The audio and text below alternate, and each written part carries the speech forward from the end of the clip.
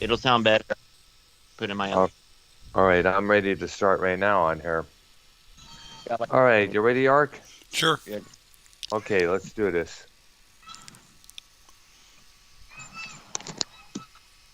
Give it a while there.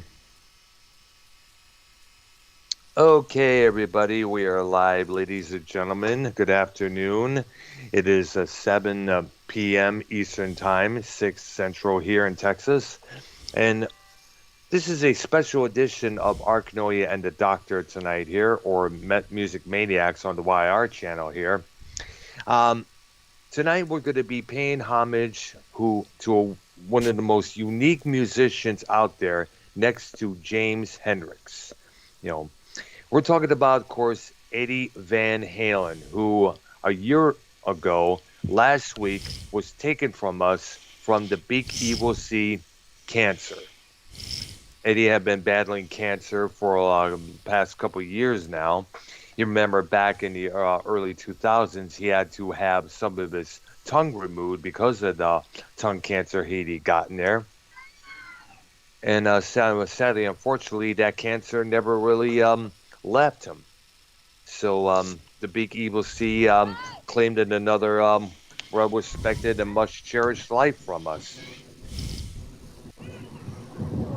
Now, our memories of Van Halen are definitely massive. And tonight we're going to be sharing our thoughts, our memories of Eddie, his work, his accomplishments, the guitars that he had, the Frankenstrat guitar.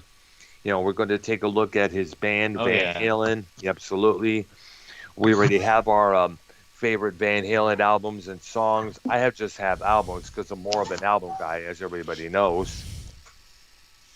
And of course, we're going to be taking a look at some of the issues that Eddie was going through at that time between band members like Sammy Hagar, Michael Anthony, David Lee Roth. And of course, the big news that we got a couple weeks back as well. David Lee Roth announced that he was retiring from the show business route there.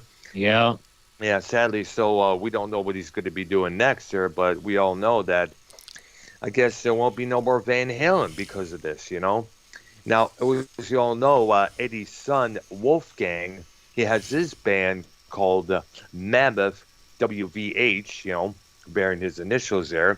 And the reason we has WEVH next to the name Mammoth, because Mammoth was the original name for Van Halen back in the 1970s.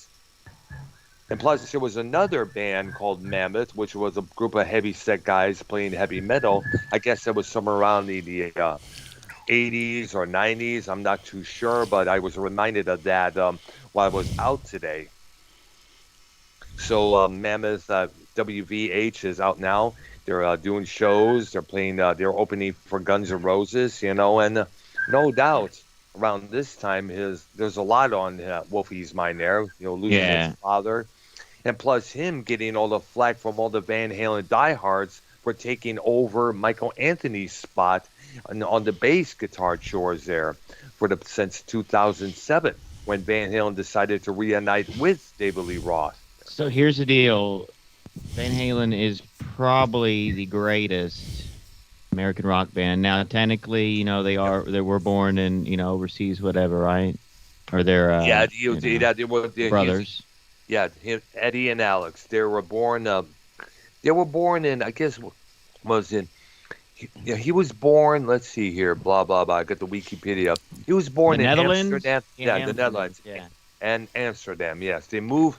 The parents, a whole family, moved to Pasadena, California in '62. The brothers learned to play piano as kids, starting at the age of 6. They commuted from Pasadena to San Pedro to study with an elderly piano teacher. Now, Eddie was never taught how to read music. Instead, he would watch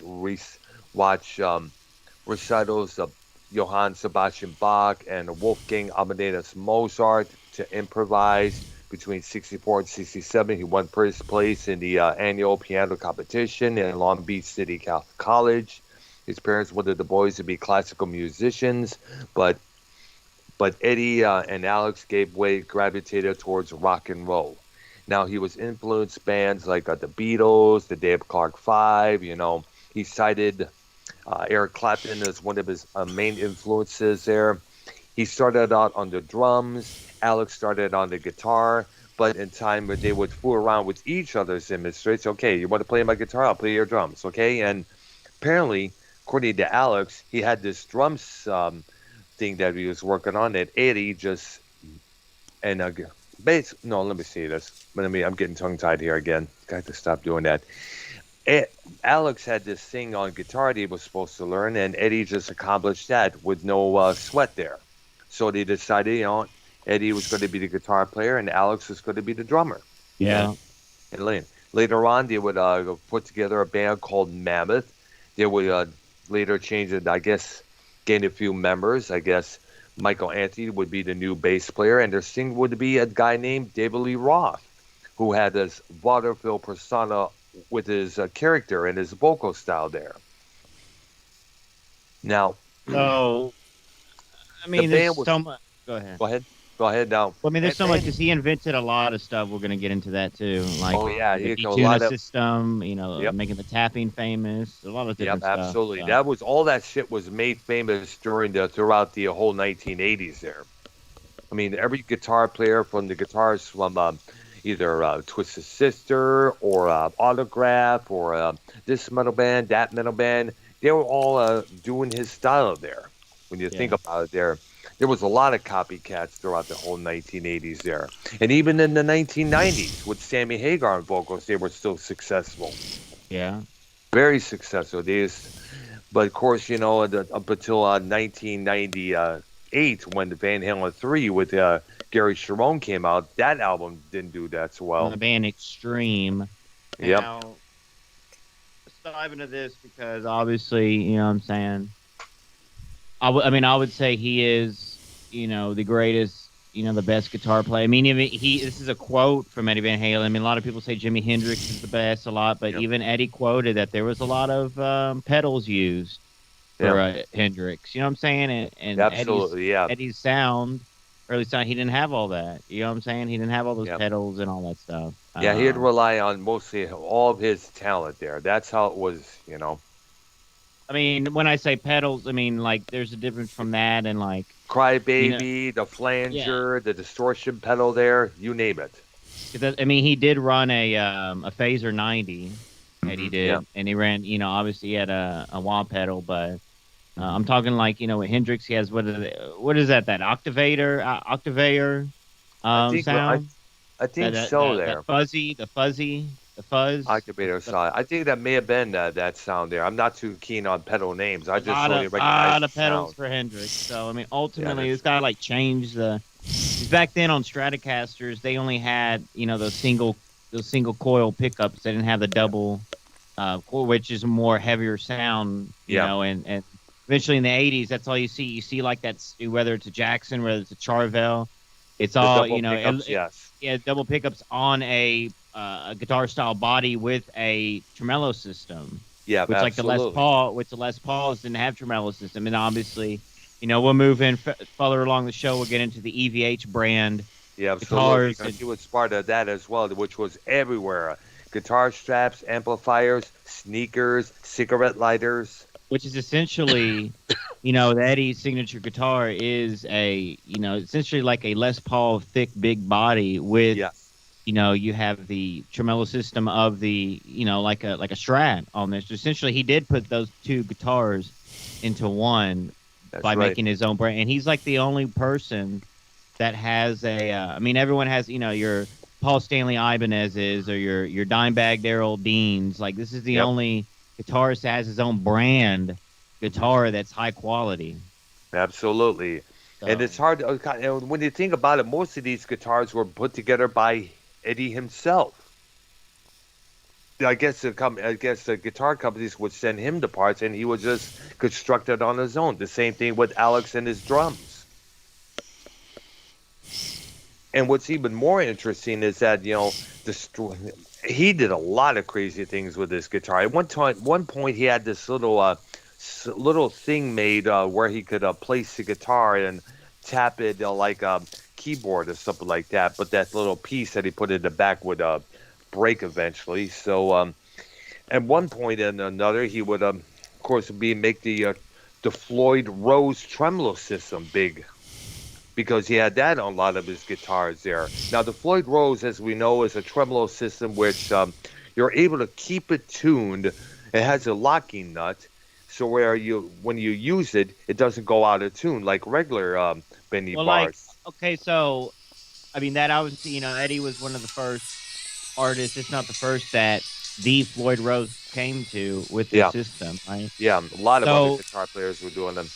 so like this detuna thing, the detune thing, Hmm. Eddie did pretty much invent that, which is a piece, right, Brad? If you can explain to the people, it's actually a piece that changes you can by a switch of a button, basically not a button but the actual piece. You press that piece or you pull it out or whatever, Yeah. and it changes the actual tuning, to the drop D tuning. Ah, nice. You know what I'm Because saying? I remember Jimmy Page had something like set up on one of his guitars during the Coverdale Page period there. I remember hearing about that, which is pretty damn good. Which means you don't have to So like go through all the bullshit. Go through all the bullshit of detuning it, turning this down, turning that I'll string send you down there. this. I'll send you this picture in the chat here of what this. All I right, mean, good, good. him and this other guy actually made this, but it was like Eddie's idea or something. Like it's Yes. super confirmed, super confirmed. And so you put that at the where the Floyd Rose is on the Yep. obviously the top of the E string. That red thing, you like that's what you press in type thing, Yes. type of deal, and then it drops the tuning to D, and then back to E or whatever, back to standard. Right. If I'm Okay. not, if I'm not mistaken. But it's Gotcha. very, very important in all the rock songs and all. It's all they use that. They have most rock and hard rock. They have this Floyd Rose system on their guitars, basically. Except for Kerry King of Slayer, he has a different setup on his guitars. I mean, obviously, there. like your bands like Metallica, you see a Yep. lot. Obviously, Hetfield, he has like a V, flying V. There's no, tremolo. He doesn't do a lot of this stuff, but Yep. Metallica's other guitarist does Yep. do that. Yeah, He has Kurt Hammett. Kirk Hammett does have the tremolo. He does a lot of the whammy bar stuff and a lot of that type of stuff. So it varies. You can still play rock with or without it, obviously, but your diving bombs, your like those Making type of elephant sounds. noises. Yeah, Yes. he's been known to do that a lot. Yes. A whole lot. Absolutely, man.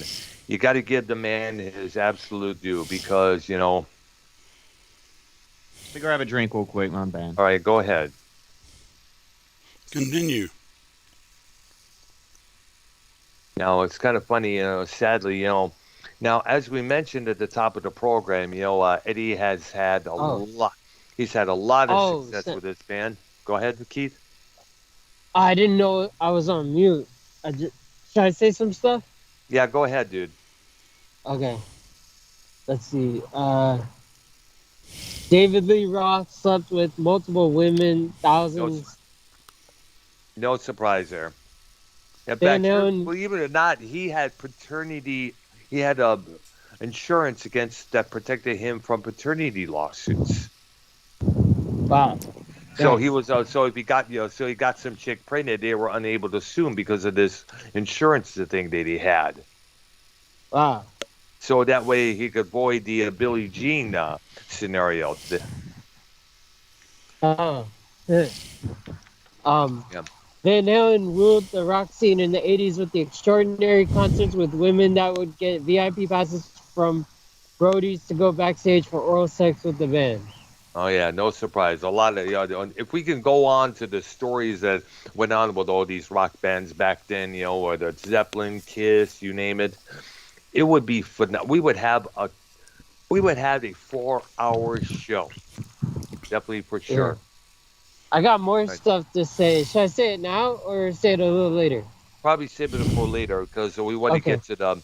I want to get Ark's take on Van Halen there. I know what was his favorite tracks from Van Halen and his favorite albums. Well, let's discuss our first memories. Yep.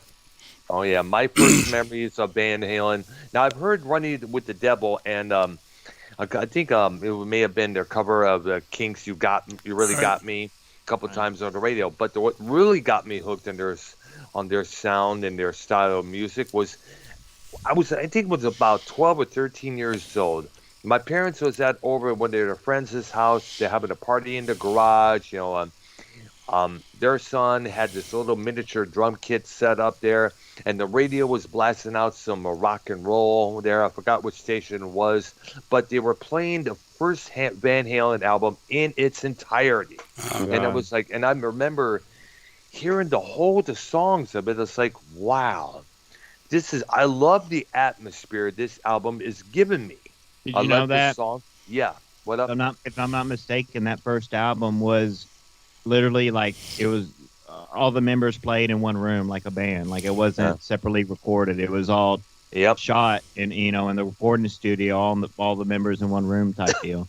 That's true. Yeah. As And here, opposed to cutting it separately and mixing it all yeah. together. You know what I'm saying? Yeah, exactly. That everything was all la di da and happy at that point, and they had good reason to because back then, back then bands worked it together. And what's even better is that and here's something else you may remember here in this story: the band's demos were produced by Gene Simmons of Kiss, and there was a good Yes. chance they could have Yes. been assigned on to Casablanca Records, which Kiss recorded for at that time. Oh, So you know the instead, story behind that? yeah, I heard about it. There was a story that there were going to be, well, I guess some little conflict became up. What? Why like Gene Simmons didn't like really push him because he knew they were going to be big and like bigger than Absolutely. Kiss and like the biggest thing. That's why he's kind of stopped. You know what I'm saying? Oh Go yeah, ahead though. which kind of makes a lot of sense because Kiss at that time was coming somewhat of a joke because they were becoming more of a children's band, a cartoon band. When you think about it. But the good thing about that was that all those kids who watched all those kids shows would later grow up to put together bands of their own. But back to Van Halen. Now, Van Halen was signed to Warner Brothers Records. Their first major tour was opening for Black Sabbath, who at that time released it will be their final album with Ozzy, Never Say Die, up until the album 13 in 2013, of course. They would do a tour together there. The bands would be eventually get along there. They were happy-go-lucky and stuff like that. But there was apparently the issue is that Van Halen was apparently blowing Black Sabbath off the stage at time. People were appreciating the Van Halens more than they did Sabbath. Sabbath at that time was running out of steam. Ozzy's drug use was escalating and everything else there. Of course, the other members of Sabbath, they were not to talk there. They were still druggies at their point there. And here comes this new band called Van Halen, who, according to Geezer Butler, ripped off Ozzy's moves in a way there. But except Ozzy didn't jump off with his legs up in the air onto the stage up there from the drum riser like David Lee Roth did. Now, of course, Van Halen 2 would emerge a year later in 1979 with their cover of You're No Good, the Linda Ronstadt song. They would have Dance the Night Away, which was their first big single. In the following year, 1980, they released one of the albums that's on my top 5 list, Women That Children First. And believe it or not, the opening track of that album, And the Cradle Will Rock, featured a keyboard instead of a guitar. Apparently, he wanted to try keyboards for a long time on those earlier records, but he was told not to because at that time, hard rock and piano don't really mix. So what they did is he played a keyboard to a stack of Marshalls with a little bit of distortion added onto it there. You can hear it, get it. You definitely hear it right there when you listen to the whole track. Now, of course, Everybody Wants Some from that album would become a massive radio hit. Romeo Delight, of course, This Must Be Magic would be a great song. I love there. that song, Brown. Oh my god. Absolutely, yeah. Mm-hmm. We got to Good get to on our see. top No, favorite good. songs, top favorite albums too. But there's a lot All of right. deep tracks on all these albums that I really love. They're really great. Right, they are. They absolutely. Which leads up to another great album from them, Fair Warning from 1981. This album featured the classic So This Is Love, Mean Street, dirty movies about that girl who you knew from high school. Who was Hear hot about as, it later, which is one of yep, my that's on my list, another one of my another faves. good one there. Oh, it's great. And then the following year, they would release an album called Diver Down, which featured another Kings cover called Where Have All the Good Times Yeah, Gone. that was like a covers album for them. They did a lot of Something like, covers on yeah, that. it's true. Yeah, they also, and what they did was something very interesting. They mixed in a track called Intruder, which was from with the Fair Warning sessions up to and they mixed it right in perfection to All Pretty Woman, the Roy Orbison cover there, and would also make their first official video for both those tracks. Very crazy video that they made. If you ever look it up, people, definitely do so. Definitely check it out. It is worth a watch and a listen there. There. And plus, and here's something else. Fair Warning also featured this synth guitar piece called Sunday Afternoon in the Park. And that was the lead up for the closing track, What's Without the Door. And the whole side two of Fair Warning had to be the shortest album in time span. 13 minutes. Fire. Did you mute me? Nobody Fire. muted you, Keith. Yeah, Oh, it was windy in the background. Yeah, Oh, that's alright. true there, yeah. okay. Yeah, that's true there. There was a lot of noise in the background that you were at, Keith, there. So, and that was disturbing our show there. Now, of course, just before 1984, they would release the album 1984 with the baby smoking a cigarette, with that boy angel smoking that cigarette on the front cover there. And of course, they have their tour. They would have that Lost Weekend on the contest on MTV. And then following year, 1985, David Lee Roth releases a 4-song covers EP called Crazy from the Heat. That was later going to become a movie. That was going to be Purple Rain in reverse, according to Roth himself. It was supposed to be funded by this company called CBS Pictures, which went bankrupt. And then I guess, David Roth decided to walk away from Van Halen, saying, it was becoming the business. It's supposed to be rock and roll. This Oh, well, and that rewind. there. Yeah. First of all, let's go back to the 1984 album. That was a big change for Van Halen. That's when Because Eddie started using the synthesizers, the piano. yes, on 3 sound. tracks. The minute and a half title cut, Jump, which became their biggest single yet to this day, #1 song there, and of course the track I'll Wait. And of course we cannot the song. Obviously, you still had him on guitar with the solos, obviously, but Absolutely, that was a big change. And after that, a lot of people say they weren't to shit, but I say Sammy over David Lee Roth anytime. I really like the sound, the Van Hagar sound. Yeah, the Van Halen. But the classic Van Halen, you can't beat that. Go ahead, Brown. We're gonna. Yeah, well, we got it with them.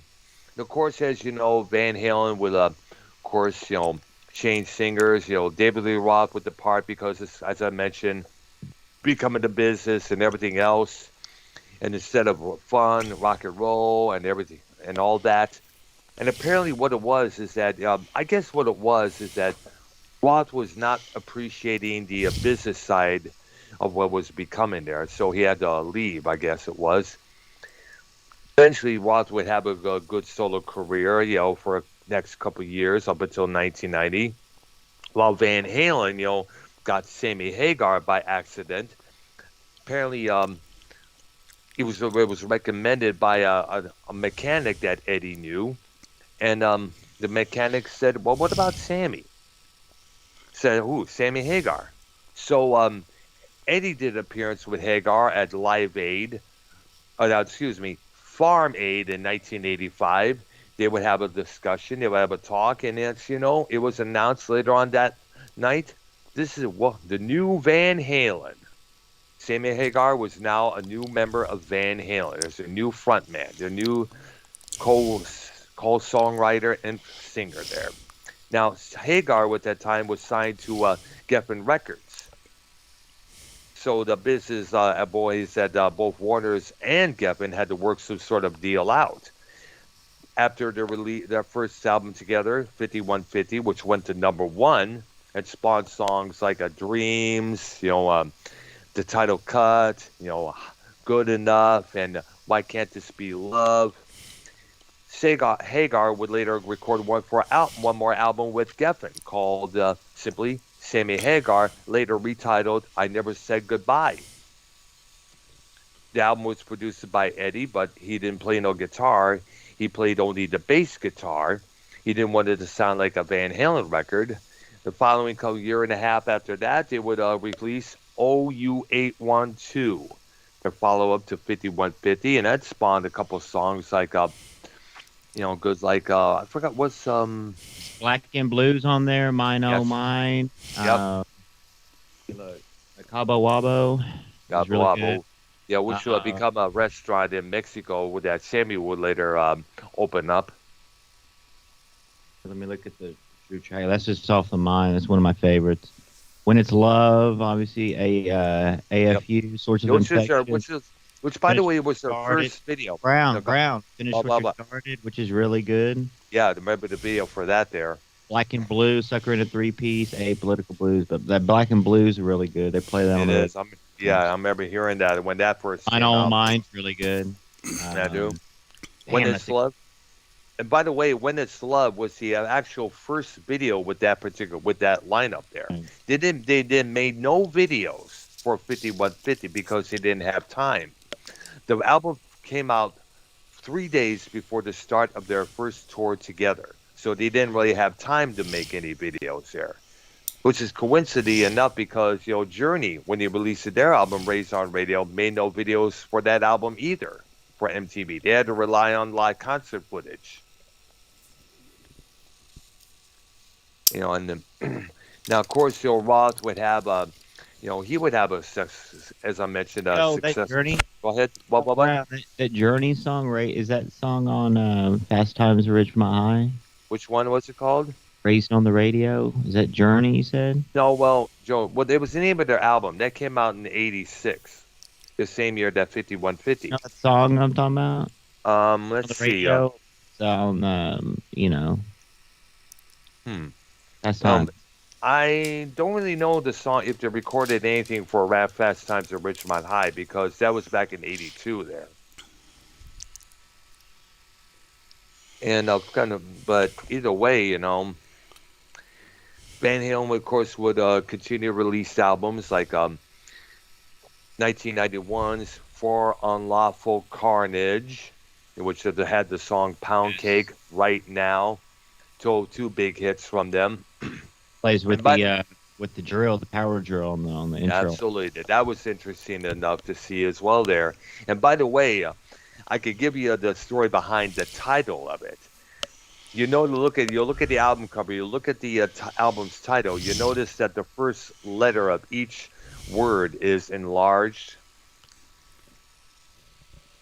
Put those letters together, you know what I'm talking about there.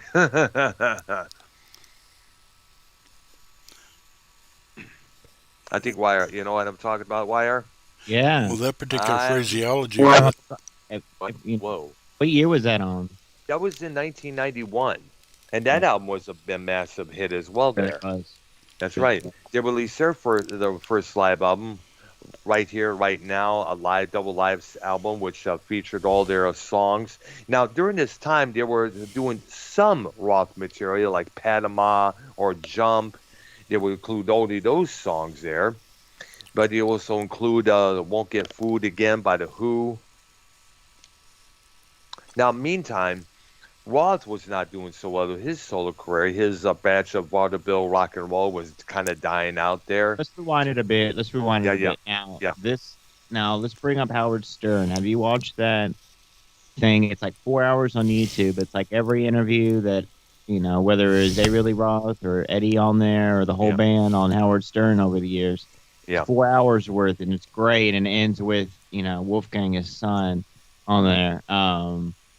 And listen, he was the Van Halen group appeared on that show a lot and all that. But let's dive into the drama Yeah, between there was a lot of drama going on with Sammy Van Halen. Hagar, David Lee Roth, Eddie against those guys, any because breakups, yeah, but so literally when David Lee Roth left Van Halen back in '85, you know, members of Van Halen took all these shots at him left and right, throughout the whole 5150 tour in '86. They were saying the fans were holding up signs saying Dave sucks, Dave who, because there was a lot of talk at the time that Sammy was originally meant to be the original singer for Van Halen instead of Roth. But Sammy at that time had started his solo career for Capitol Records after being booted from Montrose. Yeah, Montrose, right? that's right. Great group. Yeah, yeah. Fortunately, sadly, he apparently got booted from Montrose for writing too many songs and such. There, I don't know what it was. I guess Ronnie didn't want the Ronnie Montrose, the leader and the guitarist. He didn't want to be overshadowed by their frontman. Yeah. Early. What year is this? The Montrose Rock Candy? I think it may have been 76 or 77, if I remember there. Early Hagar. Early Hagar, yes. Now, of course, Roth didn't really throw any shots at Eddie Van Halen. The only thing he'll just say is, I only said that Eddie was only a good guitar player, and that is that. He didn't say Eddie is a shitty human being, he's this and that. He never really did any of that. But the members of Van Halen took all these shots at him left and right, and even Sammy as well. Years before he joined Van Halen, he called Roth a faggot in a couple of publications there. But Roth only responded, well, Sammy must be wrong. He must have not seen all the shows that we did. Otherwise, he wouldn't be saying that. Because Roth mentions a lot of, talks about, I'm going to bang your girlfriend's wife, if you don't stick your tongue out at me unless you're going to come up here and use it, He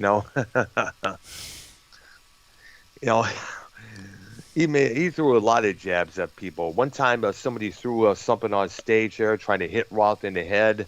Everyone's like, oh, shit. And Roth just says, oh, it's okay. I'm going to be fucking his girlfriend later on tonight. But I guess his Roth style was not appealing to Sammy there. And here's something else I got to throw in. During the 5150 tour, they got some kid out of the audience to sing the song Jump. A camera that was recording this got it all down on tape.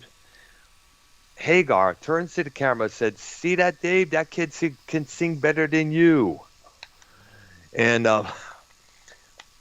after the show, Eddie took Sammy to the side, said, you didn't need to do that, man.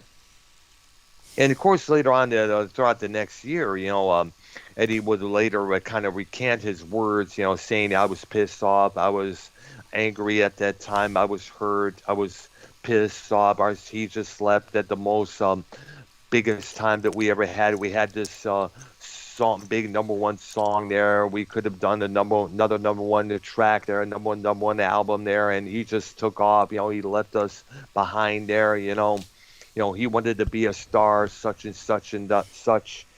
And I guess that kind of a lot of people were upset at Eddie for all those remarks. Of course, Sammy Hagar tried to make peace, for a while there. He was saying, I saw the Roth's latest video and I loved it. It was the Just Like Paradise video from '88 there, where he was doing all that rock climbing stuff there. I mean, you got to give Roth credit. He always does a lot of venturous things out there. He one time put together a thing called the Jungle Studs, which is an exploration project where you go investigate in the jungles in Africa and other countries there. At one point, they were going to find Michael Rockefeller. They were going to find his plane and then go find Rockefeller himself. So that would have been interesting if they would actually find if this guy, because I've been hearing a lot about that guy disappearing. Yeah. Someone in my chat says they'll donate if I can play Eruption, but can you play Eruption? I can try, but would not be that good. I can tell you that. Can you tap? Well, only thing I could probably do is I'm not that much of. I'm not tapped in a long time. Right. Let me see. Let me get my Let me. I'm playing I'll, Humans Being right now from the movie Twister, and that is, on my stream. 86. Yeah, on my stream, I'm playing songs and music on I. the background. That's good. But Humans Being, that's Keith's That favorite Van Halen song. He that's likes good. That 90s. it is a good song. Yes, it was. It Made is for a the very movie good song. Twister. Yeah, It's the the movie movie. Twister, ladies and gentlemen. This was Sammy Hagar, the Mhm. 90s. Yeah. What year is Yeah, 96? that was my favorite song. Oh, are you in Keith? Are you in the bathroom? Yes. I can tell by the echo in there. Yeah. Hey, just flush when you're done, okay, dude? But mute Okay. first. Go ahead. Go ahead. Yeah, I said, but mute first. mute first. Yeah, please do. Okay, so what's our favorite Van Halen albums? I already have my Hold, top five. hold, What? The old ones with Roth? hold it. Oh, okay. I couldn't hear you. As we do our list, Yeah. start at number 5. We each do our number 5. Then we go to number 4. We each do our number 4, and so on. Okay. So we're starting with albums and then songs. Top 5 albums, top 5 songs. Well, I only have albums. I'm not a song guy. Well, So let's there. go throw ahead. out like 3 songs you like, at least. A couple Well, songs. my songs would be from the let's see, Give me Get one. Up. Give me one from David Lee Roth and one from Hagar in those Okay, areas. gotcha. One and one. That's easy. All right, my number one from Roth would be I'm the One from the first record, and Yes. my favorite would be from Sammy would be Get Up from 5150, and that's and of course my let's see here. I would obviously do a. Okay, why do we want to do our 5 songs? Oh, you have 5 songs? Don't you? Yeah, I have to. Let me get my list here. Go ahead with yours. Let's hear yours. Well, do you want to do the 5, 5, 4, 4 back and All right. forth, or do you want me to just do my 5? Yeah, let's go 5 each. Like a round table. Okay, my number 5 is When It's Love. Hmm. Good song there. All right. The OU182 album. Yes. And your And by number the way, I thought we were doing our top 5 albums, not songs. Well, songs and Yeah. albums, both. Oh, yeah, okay. I just have top 5 albums because remember I'm an album guy then a song guy there. I'll say for me, number 5 would be Right Now. Earl doesn't have a song list. Go back. Yeah. Okay, so number 4 with Okay, Ark. my number 4 would be I'll Wait. Good song. My number 4 would be Mean Street. Classic jam there. My number 3 is Intruder, Oh Pretty Woman. Mm-hmm.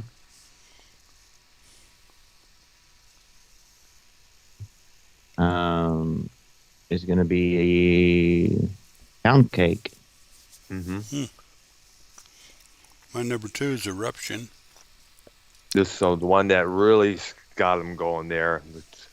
Man, I bet you right now, all the guitar players that were jealous of him back in the day, they were massively jealous. Joe Perry had a thing against him, and I guess Well, I Ace mean, would really you did count? as well. You would count that as a song? Well, not really. It could be a track, but still, I don't know about a song. I mean, that's but on it's everyone. still- That's got to be on everyone's. That's just like a default. If on anyone's Van Oh, Halen. no doubt, no doubt. So that no doubt. my number Two. my number 2, I'm gonna throw in there. We're gonna put Jump in there, and the reason is it's not really the song. It's more of nostalgia because that was like the first, introductory to me with Van Halen. I found the cassette tape, started playing it, and Jump. It was all about Jump. That, and obviously, it's more. It's an inspirational song. You won't know unless you get out there and do it. That's Yeah. great. That was like my Interesting. first. Because my number 1 is for the same reason as the one you just did. Oh, yeah. Running with the Devil. First one I ever heard. I mean, that was the first song I heard from him as well. Can I do my Hold on, let me top finish five up favorite? yeah, let me finish up my Okay. number one key. My number one is gonna be Dreams, 5150 album. Long song, great song. It has your guitar, it has your, your synthesizer, Keyboards. keyboards, yeah. Yeah. And it's really the greatest Van Hagar era song. It Yeah. really is. It's great. Yeah. Dreams by Van Halen. A different direction to what the Roth material was, because this was about dreams, where Roth was hitting up this chick, party down, and everything else. All right. All right. I'm gonna do my top five favorite rock albums. Rock. Rock from Van Halen. No, no, I don't. No, No, no, no, I no. don't. This is about this, dude. This is about Van Halen. If you're Wait, gonna Okay. mention other bands like a Keith, Radiohead, so sorry. Keith, Yeah. I gave you some bullet points. Can you read the rest of the bullet points that I sent you for Van Yes. Halen? Yep. Let me get to it. Okay. Eddie Van Halen is the only famous guitarist with his own brand guitars, amps, etc. EVH. All other Yep. artists have their own guitars, but it's under another brand name, like Paul Stanley with I-Bands from the band Kiss and Dimebag Darrell from Pantera with his With Dean brand guitars. Signature guitars are a thing, but to have your own brand of high quality instruments, especially all EVH guitars, come standard with the Floyd Rose tremolo system factory pre-installed. Yes, we all know Les Part invented multi-track recording, so without him doing that, there wouldn't be recording CDs, etc. But Eddie did help to come up with the D-tuner system attachment to drop the turning lower. Dr. Brown, can you please explain the D-tuner tuning system? Why I explained it earlier on there, I guess it's in the Skype chat. This little thing where you press the button where it just goes from a basic D scale to basically from the E scale to a D scale there. So you without Well, detuning the strings, you'll well, go through all that hell. is that a detuning or a drop detuning? I guess it's a Because there's a drop difference. detuning. Yeah, It's Drop D Tuna. yeah. Okay, It drop just D drops right away. basically is taking both E strings and tuning them to D. Period. Yeah. Yeah, let's go. Of All course, right, there was next. a device. And let's not forget, Eddie. Let's see there. So many things this guy did. It's hard to keep up there. Well, here's a fun fact. He had a personal uh, Peruvian cocaine dealer that would fly Wow. any location he's at to deliver the goods. Oh yeah, a lot of rock Finest stars stuff. were doing drugs back then. Eddie was no exception there. I mean, in her book, Valerie Bertinelli, who Eddie married in 1981. I'm gonna hurt a little bit because it's interesting. She kind of was the Yoko Ono. Yeah, Broke well, up the band. You know what I no, mean? no, it wasn't. It wasn't her. She had nothing to do with that. It was Roth and Eddie are two different people when you think about it there. Roth is more like a party all night. They'll get all the girls. Like live it up to the break of dawn there type of guy there. Where Eddie is just doesn't like being called a rock star. He likes to get out there and play, do his music, do his work here. That's pretty much. These are two different people. And let's also keep in mind that Roth, for many years, never got married. Never. Because, obviously his parents had a nasty ass divorce, and that's gonna leave a big mark on the child's head. That's gonna teach him never to get married. So basically, it was just two different clash of personalities, along with the business side of things there. Roth wanted to venture do this, venture do that, and I guess Eddie was like, we ain't waiting around on your ass. That's for sure. So they got Hagar in the fold. Now those two broke up eventually. It was a crazy story what happened with those two. Apparently, Warner Brothers, they were putting together a greatest hits compilation, and they decided, the company decided, hey, let's get Roth on to do only 2 tracks. Can't get this stuff no more, and Me Wise Magic, and that was going to be a close out the album. Eddie apparently, according to Hagar, called him drunk as hell because Eddie was drinking a lot at that time there. Said, you blah, blah, blah, work recording with Roth again. And why don't you go back being a solo artist? And Sammy was like, what? Now, according to Eddie, Sammy decided to leave because he wanted to, said he wanted to be a solo artist once again there. So we got two different tales here going on. Now, the original Van Halen made an appearance on the MTV Video Music Awards back in 1996, to promote the two songs on this greatest hits record. But apparently, a couple weeks later, there was an announcement that Roth would not be rejoining Van Halen. They got a new singer, Gary Cherone from Extreme. I guess Roth wanted to rejoin Van Halen because his career as a solo artist was going downwards. And I guess what it was is that, he was bummed out about that whole deal. I mean, Roth hasn't really done much since those solo records in the 80s there, when you think about it there. And here's something else. Dave's ego, according to the Van Halen brothers, was the reason why talks for a reunion went down the tube. Apparently in an MTV interview, Eddie was saying, like, Roth was like, it's about me, man. It's about me, And Eddie was like, next time you say that, you better be wearing a cup. And you know which cup we're talking about there. Right.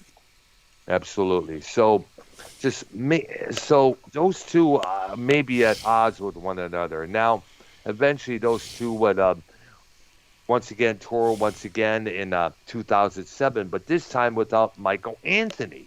Apparently back in 2004, they did a reunion tour with Hagar, which I guess Eddie's drug use and drinking was way out of control. Hagar stated in his book, titled Red, that Eddie was missing a few teeth here and there and this and that, A lot of times he was incoherent on stage. I guess, the drugs were starting to get to him here and there. I guess, Eddie had to go to rehab. Now, a couple years later on down the line, Eddie, got tongue cancer and had to have tongue surgery to have some of his tongue removed. But apparently that didn't keep him from smoking. Valerie Bertinelli said that he continued to smoke afterwards, to the point where she said, well, why did you let the doctor take out the rest of your tongue, for crying out loud? But then again, from what I understand from people who are trying to quit smoking, it is worse than heroin. I mean, Ozzy stated that when he talked about his smoking issues there, he was going through hell trying to quit smoking. John Mellencamp talked about, the power of this nicotine, how addictive it is, I mean, smoking is a tough thing to do. Very tough thing to do. And when you're a heavy-ass smoker like Eddie and Lemmy Kilmister were, it's tough to quit. Very tough to quit. Yeah. So, Van Halen eventually released. Go ahead. Yeah, I did those. I did the nicotine patches for a week just for fun. Yeah. And I had a very, very, very relaxing week. Right. Well, I didn't know you were a smoker. No, I'm not. I never. Well, I tried a cigarette. Whoa. Why are you using nicotine patches when you don't even smoke? I don't know. But I felt I understand. It made me understand what cigarette addicts go through. Like when you smoke, you just feel very, very, very relaxed. Yeah, it takes the stress away, according to many. When they're stressed out, they need a cigarette and such and such. Yep. But I'm never gonna do the nicotine patch ever again. I never smoked it in a day of my life. When you think about it, there, I never even touched a regular cigarette, let alone a joint. So I don't have nothing to worry about there. Me either. Yeah. I remember when there was a free concert in Dallas, Van Halen played. I believe so. Yeah. Apparently, there was an issue that they had to cancel, and Right. to make up for it, they decided to do a free show to make up for that canceled performance there. I figured it may have been in the 90s or the 2000s. It must have been in the 90s if I remember there. And of course, now go throwing back to about The greatest backing vocals in rock and roll Michael is Anthony. Michael fucking Anthony, dude. Yeah, absolutely. And this guy really got the screw job. This guy, and a lot of people were upset at Eddie, including Sammy. At one point, during that whole debacle between the whole three sides there, you know, uh, Michael Anthony developed a good friendship with Sammy Hagar. In fact, he would join, Hagar and his solo band there many times. And I guess Eddie was not happy about that. He said, "You can't have be in two bands," referring to Anthony working with Van Halen and Sammy, which, by the way, is a load of bullshit. Let me give you an example. Alan Jorgensen of Ministry. We know him with other projects like Revolting Cogs, PTP, The Palehead with Ian McKay from Minor Threat. He's been in this other project called Acid Horse at one point. Kevin Key from Skinny Puppy. Other than Puppy, he was involved with the group Download, Plateau, and the Tear Garden. So I don't know where the fuck Eddie is coming from saying you cannot be in two bands. And a guy I knew named Bob Tyrell. He was a left-handed guitarist. He was both involved with two bands called White Knight and Vampirella. And this was a local band that I knew both guys back in the Ritz and Roseville, the early days of local rock and roll back around 88 to 1990 there. So I don't know where. I think Eddie was disgruntled because Mikey decided to join, Sammy on his tour there, But then again, Michael Anthony didn't want to sit around and play tiddlywinks. He wanted to get out there and play and earn his money there.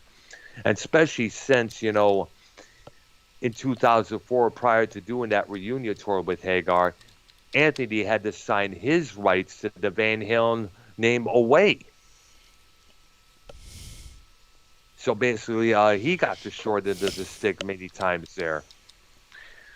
And then at the top of all that, Eddie said, in a couple times in the interview, he had to teach Michael Anthony how to play bass on this track or that track, which Sammy went off and said, "Fuck you, Eddie. He was always knew what to play. He always did his job of this and blah, blah, blah, And I guess what I understand, the two eventually did patch things up and made peace with one another prior to Eddie's death. But the question is, was he able to make peace with Michael Anthony? Because if I was Michael, I would be like, "Why, Eddie? Why? What the fuck?" Because, poor Michael, he got the short end of the stick, as I stated there. He got really screwed. Listen, so, obviously the only, since Dave Lee Roth is retiring, you're going to get the Circle shows, which is Sammy Hagar's band with Michael Anthony. Who's that guitarist? I'm not too sure, but I'm not too sure of the guy's name, but I know Michael Anthony. The drummer is Led Zeppelin drummer's son. Jason Bonham, son of John Bonzo Jr., as he was often called at times there. I guess they're going to be starting doing some shows again now that it's safe, since it's safe to go out and tour again now. Thank goodness. And but I'm sure Roth is going to be. I don't know what the question I want to know is, what is Alex going to be doing? Is he going to be doing some playing in other bands? Is he going to come up with a Van Halen review group like Carl Palmer did with ELP? You need like a big tribute show, like with with Slash and all the great guitarists that are still alive. And they need a big tribute show on TV because they do nothing for the Grammys, they do nothing for the VMAs, or none of those award shows. They do no tributes like that are worth Nope. shit. You know what I'm saying? No. Fuck those shows because Obviously, his son isn't doing like any Van Halen tribute stuff. His music is his own stuff, and that was Eddie's absolutely, wishes yeah. to him was to do your own stuff. Don't Yeah, try to copy absolutely, me yeah. and nothing like that. So Yeah, absolutely there. And we also got to talk about there was some of the, I think we have mentioned this, many of the resentment from other guitar players towards Eddie during the early years. Well, I understand Joe Perry was addicted to Eddie at one point during the backstage at I guess a concert festival at one point. And I'm sure Ace Frehley had a few anger issues of his own, from what I remember reading years back. At one point, Frank Zappa, back in '86, said that he quit playing guitar player for a while because people were expecting him to play exactly like Eddie Van Halen. Dr. Urha, there was this And one point in time where I was really into Frank Zappa. yeah, well, we're not Yeah, talking about Frank Zappa. We're talking about Eddie. I But you understand that mentioned well. him. but So you just mentioned him, Earl. yeah, I know. Yeah. But you know how Keith is. He likes to go talk about albums with Frank Zappa, he this and that, Keith, what do you have to say about Zappa, real quick? Okay, well, well, I looked up a lot of his songs on YouTube because like this other guy told me to do it, and he's like, oh man, you'll like it. So I did. I liked it. I was into Frank Zappa for like a year. After that year, I wasn't into him anymore. did you have any of his records? Nah, the Oh, last time I I bought had. a CD was 2011. Like Oh, well, I actually, just but get I had a lot of his earlier albums, like a Freak Out, Uncle Meat, Burnt Weenie Sandwich. I one time had Ship Arriving Too Late to Save a Drowning Witch from '81, the song with Valley Girl on it there. And me and my dad used to had smiles on our faces when MTV would have their Saturday night concerts series with Frank Zappa performing. And we cannot forget yep. Overnight Sensation from him and the Mothers there with the song Montana, Zombie Wolf. And Keith, you got to step inside because we're hearing the cars in the background. Too loud, man.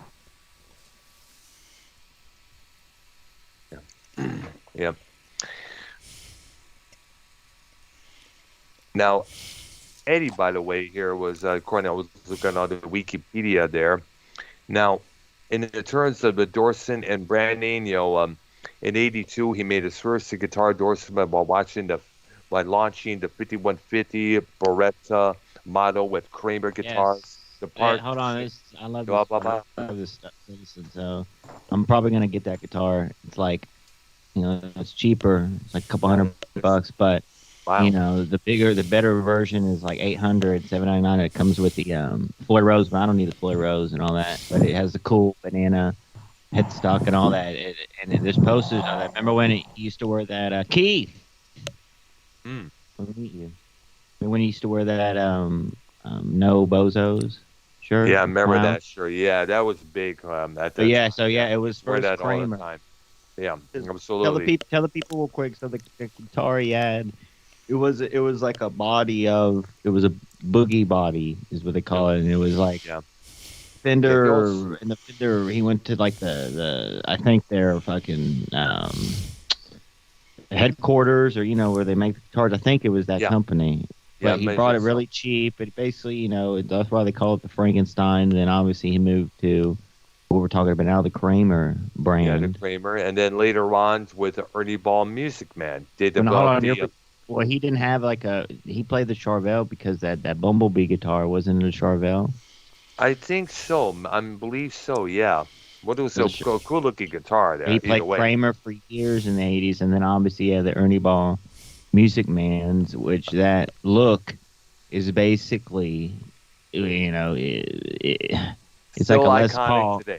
It's Yep. like a Les Paul build with, you have the Stratocaster, you have the tremolo system or whatever, right? But then that look, then he went into the PV brand in the '90s. Yeah. PV, he still had that look, and then he went. You probably got it up. We'll talk about it. But the year he started with his own brand, EVH, which if you look on the back, the better ones, and even because they start at like $5.99, and he even said on stage he plays the starter models, which all still come with the Floyd Rose tremolo system on there. If you Yeah. look on the if you look on the neck of the guitar, it's the Fender F. So they are Fender guitars essentially, but it is his own brand. And like maybe did he have a say in that look with Ernie Ball? I don't know, but Yeah. the guitar built for him and the way it looks, and it's a really big body like the Les Paul, but it has the features of like a Stratocaster. Yeah. So, Yes. Now, as I was about to mention, he helped develop the EVH model guitar with Ernie Ball Music Man, a partnership that lasted until about 1995. The following year, he teamed up with PV, where he developed the PV EVH Wolfgang guitar. That partnership lasted until 2004 when he joined forces with Fender, eventually releasing the Eddie endorsed Art Series guitars under Fender's Charbel brand and later developing the EVH brand. Now, in February of 2017, Eddie donated 75 guitars from his personal collection. Damn, that's a lot. To Mr. Holland Opus Foundation, a program that provides musical instruments to students in low-income schools. And he was also awarded 3 patents related to guitars: a folding prop to support a guitar in a flat position, a tension-adjusting tailpiece, and an ornamental design for a headstock there. Now, his amplifiers, by the way, when in 1993, he collaborated with PB Electronics to develop a series of amplifiers and cabinets called the 5150 series, which ended in 2004. have you ever owned a PV? No, I never did, unfortunately. There. Yeah, I like the amps like that got now the Boss with the built-in effects Yeah. and stuff. Like the PV one I had, it had a built-in effects. Yep. The regular, the flangers, octaves, all that stuff. So it was a good Absolutely. amp. It's a good amp, bro. And that's Yeah, what it he used was. in the night. And he used PV guitars, which is really good guitars too. They really All are. right there. Man, it was. There's a lot about his personal life here. As we mentioned, he was married to Valerie Bertinetti from 91 to 2001, the TV actress who started One Day at a Time at that point there. She even did a short-lived NBC sitcom, which Eddie made a first appearance in the beginning of the program there. Now, Eddie's health, unfortunately, he struggled with alcoholism and drug abuse, as many musicians out there. He began smoking and drinking at the age of 12, and he stated he eventually needed alcohol to function. He entered rehab in 2007. He later stated in an interview that he had been sober since 2008. Now, he was also suffering from lingering injuries from the past high-risk acrobatic stage performances and crashes. He underwent hip replacement surgery in 1999 after his chronic avascular neurosis, in which he was diagnosed in 95, became unbearable. He also began receiving treatment for tongue cancer in 2000. The surgery roughly removed a third of his tongue. He was declared cancer-free in 2002. He blamed the tongue cancer on, get this, his habit of holding guitar picks in his mouth, stating in 2015, "I used metal picks. They're brass, they're copper, and I always held them in my mouth." Have you ever used one of those, Brown? It's kind of No. like that thing you put on your, like you have, the thing you put on your finger and make it slide. Yes, It's like a pick. I always have a couple of them. I have This a is just, I wonder if you can use Yeah. the titanium pick like a slide as well, like you do with your videos when you use that slide you have. with the slide. Well, that do with the AA battery. Yes. Oh yeah, like the battery you got. Yeah, nice. I will know. I'll probably do it on the electric guitar because the little one that I used in that video there was constantly keeps going out of tune there. You know. How does that the metal pick? I guess it makes it sound better. Well, well, I use the metal pig, the little wraparound metal pig because I'm sick and tired of my other guitar picks, acting like it's about to flip out of my hand at times. Yes. That always drove me nuts. So I was using different picks earlier today before I headed out there, and I said, you know what? Now that you mention it, I got to do me another guitar playing video. I got to do it on the electric. It's been too long since I've done one. I've been itching to do one there. I got to find me some drum beats, come up with something there, possibly record it, just, do it like a Raven Bedard, just guitar and drum machine, and that's about it. I'm thinking of doing something like that there. Now, do you believe that holding these metal picks in your mouth can cause tongue cancer? Yes. Really? It can? Metal in your mouth. Yeah. I mean, Yeah, sure. Yeah. Wow. I mean, like, he did say that he was smoking to do a lot of drugs, a lot of everything, but at the same time, yeah, he was a heavy smoker. That also contributed to the cancer as well there. But at the same time, he stated his lungs were totally clear. That's just his own theory. But the doctors say it is possible. Now, in 2012, Van Halen did release their last studio album, A Different Kind of Truth, with Roth and Wolfie. And he went under surgery for several bout of what's it called, diverticulitis, I think it's called. Recovery time required due to a surgery led to the postponement of several Van Halen tour dates scheduled for Japan. He was later hospitalized in 2019 after battling throat cancer for the past 5 years. And his ex-wife, Valerie, also mentioned a battle with a lung cancer in an Instagram post shortly after his death. He died of a stroke at St. John's Health Center in Santa Monica, California, on October 6, 2020, at age 65, surrounded with his wife, Janie, son, Wolfgang, who was a bass player from since 2006, Valerie Bertonetti, his brother, Alex. Wolfie confirmed Eddie's death on social media that very same day, and some of his childhood landmarks in Pasadena had become memorials where fans could pay their respects. And Wolfie announced it the following month, Van Halen would not continue as a band. You can't have Van Halen without Eddie. No doubt about that. Here's the thing, though. Yeah. Obviously, Alex, he's never, the drummer, and his brother, he's never done anything out of Van Halen that we know of. Obviously, the torch carriers is Sammy Hagar in the Circle. Yeah, absolutely, yeah. And by the way, recent interviews. But hold on a minute. Go ahead, my bad. Recent interviews, Sammy does confirm that he will play more Van Hagar stuff because he was obviously playing a lot of Sammy solo, a couple covers, Montrose stuff, but he's gonna play more. Because you have to, bro. You got to carry the torch somehow. And Sammy, honestly, people, I'd put a poll in the chat. And they like David Lee Roth more. But a lot of people live now, if you go see like Sammy Hagar in Circle now, like his voice is still great as it was. That's good. 30 years ago, 40 years ago. I mean, it's still. By the way, I guess he's 70 something. I guess it is. His birthday was about 74. Yes. Yes. Yeah, it was like last week his birthday. He did his big a couple of days ago. I think yesterday it was. It was. Yeah. Nice. But he still is really good vocally live. He's in Florida a lot.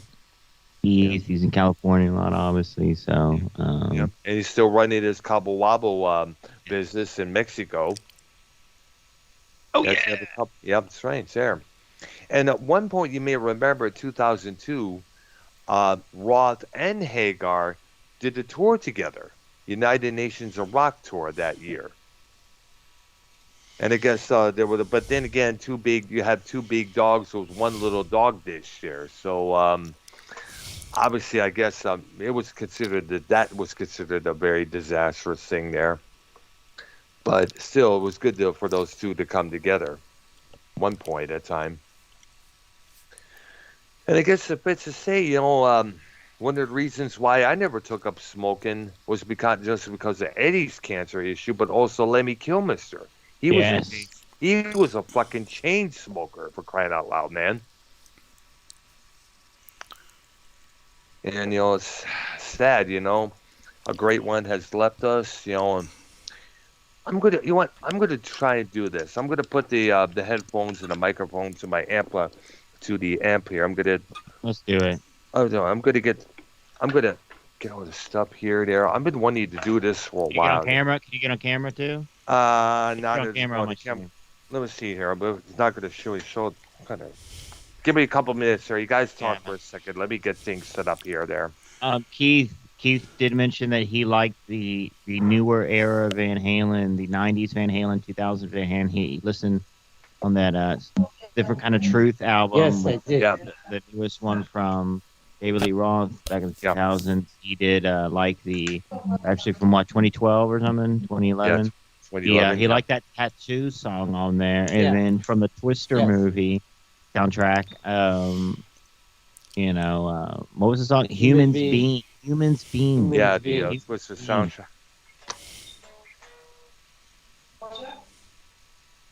Let me see this here. This ain't working right. Yep, that is true. I'll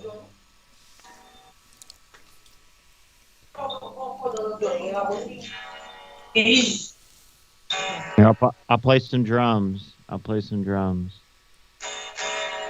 trying to get this thing going, but it's not working now. Well, I know there's a pedal or whichever there, but it's not coming through.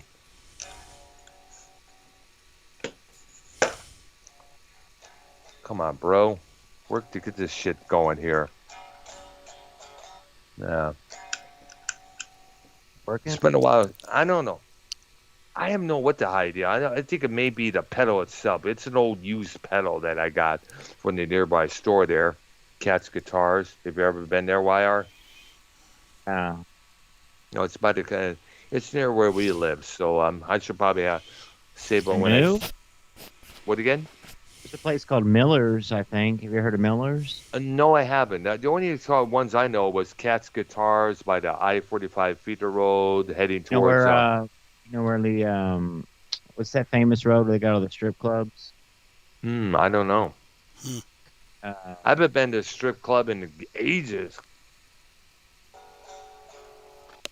Well, where I live, the road with the strip clubs is called Dr. Martin Luther King Jr. Boulevard. We have Boulevard. one in Detroit. All right, cool. Yeah, I think they're everywhere. You should go down to 8 Mile in Detroit.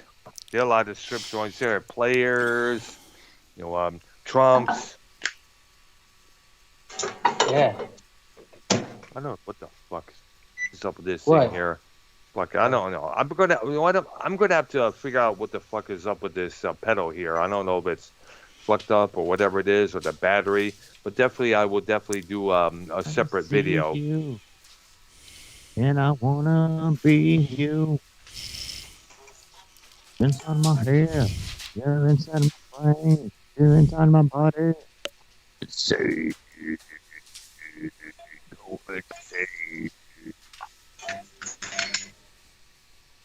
everybody, it's copying me.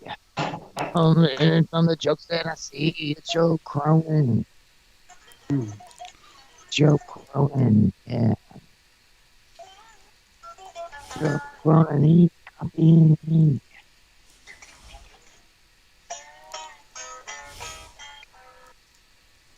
Yeah, fuck it. I can't do it right now because of the damn pedal fucking up on me.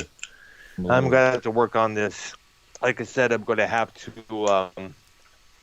do a separate video sometime this week or before the end of this week here.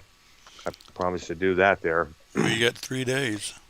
Yeah, I know. Yeah. Well, of course, If not this week, definitely next week there, because I'll be going to be busy at work as I always am on the week there.